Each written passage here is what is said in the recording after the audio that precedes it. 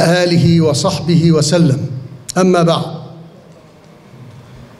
سعادة شيخنا فضيلة الأستاذ الدكتور علي القرداغي الأمين العام للاتحاد العالمي لعلماء المسلمين، سعادة السيد أرور يارا رئيس المنتدى الدولي لرجال الأعمال IBF،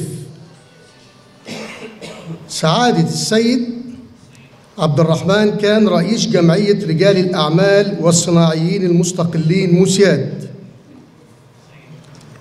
السادة رعاة المؤتمر، السادة والسيدات الحضور الكرام فردا فردا واسما اسما، أحييكم بتحية الإسلام، فسلام من الله عليكم ورحمته وبركاته. ويسرني أن يجمعنا هذا المؤتمر الطيب المبارك بحضور تلك النخبة الطيبة المباركة في بلد طيب مبارك في يوم طيب مبارك، فتحية طيبة مباركة لهذا البلد الطيب شعبا ورئيسا وحكومة. سعادة السادة والسيدات الحضور الكرام، واقع العالم اليوم يكشف أن من يحكمه هو من بيده المال، فالقوة المالية والقوة العسكرية وجهان لعملة واحدة. وإذا كانت القوة العسكرية مسؤولية الدولة لحماية الحدود، فإن القوة الاقتصادية والمالية هي مسؤولية القطاع الخاص ورجال الأعمال لتحقيق التقدم المنشود. وقد وضح القرآن الكريم هذا التوزيع الرائع لتقسيم الأدوار والتخصص وتقسيم العمل في قوله تعالى: وآخرون يضربون في الأرض يبتغون من فضل الله وآخرون يقاتلون في سبيل الله.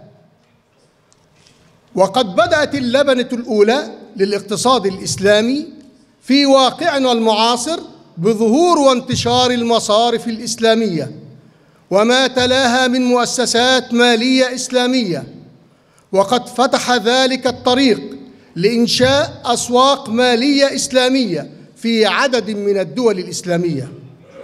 ولا ينكر منصف قيمة الأسواق المالية للدول، فهي قاعدة رئيسة للنمو الاقتصادي، ولا يمكن لأي اقتصاد أن يحقق نتائج ملموسة دون رواج هذه السوق، فهي تيسر تداول الأوراق المالية المعبرة عن الأصول والوسيلة الفعالة في تحريك المدخرات إلى قنوات الاستثمار. وبقدر كفاءة هذه الوظيفة وملائمة الأوراق المالية لحاجات السوق، بقدر ما يحسن تخصيص الموارد. وقد لاحظنا بأم أعيننا في هذا البلد الطيب المبارك المضياف ما حدث من انخفاض للليرة التركية بسوق النقد بفعل عوامل غير اقتصادية من خلال تآمر مفضوح. هذا التآمر الخارجي المفضوح والمعروف، وهو ما يعكس قيمة هذه الأسواق والحاجة الملحة لتوفير سبل الحماية لأدواتها المالية المتداولة. سعادة السادة والسيدات الحضور الكرام، إننا كأمة مسلمة أمة واحدة يجمعها دين واحد وقبلة واحدة، ما أحوجنا في هذا الزمان إلى القيام بتحويل الاقتصاد الإسلامي إلى واقع ملموس رحمة بالعالمين، وما أرسلناك إلا رحمة للعالمين. وفي القلب من هذا الاقتصاد الأسواق المالية. وفي مؤتمرنا الدولي الذي عقد العام الماضي باسطنبول بعنوان المصارف الإسلامية بين فكر المؤسسين وواقع التطبيق، تبنى المؤتمر الدعوة لتكون اسطنبول عاصمة للاقتصاد الإسلامي لما تملكه من تميز تاريخي باعتبارها عاصمة الخلافة الإسلامية. فقبل 100 عام من الآن كانت هذه العاصمة للدولة الإسلامية الموحدة، وأيضا بما تملكه من تميز جغرافي في تلك المنطقة. وكان ذلك بناء على اقتراح من فضيلة الأستاذ الدكتور علي القرداغي.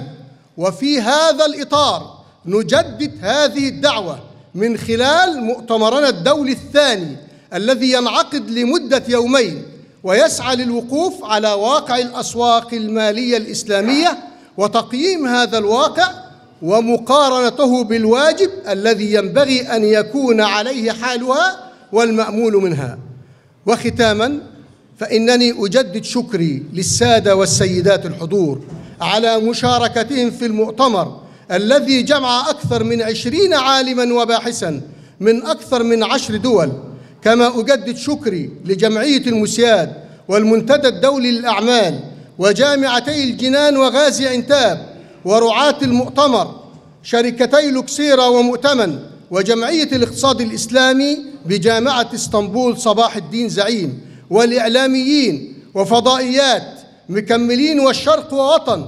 كما أتوجه بالشكر كذلك للجنة الإدارية واللجنة العلمية للمؤتمر، ونسأل الله تعالى أن يرزقنا الإخلاص وحسن العمل، وأن يكتب لعملنا القبول، ويلهمنا تحقيق رسالتنا لبناء الاقتصاد الصالح. وآخر دعوانا أن الحمد لله رب العالمين، والسلام عليكم ورحمة الله وبركاته.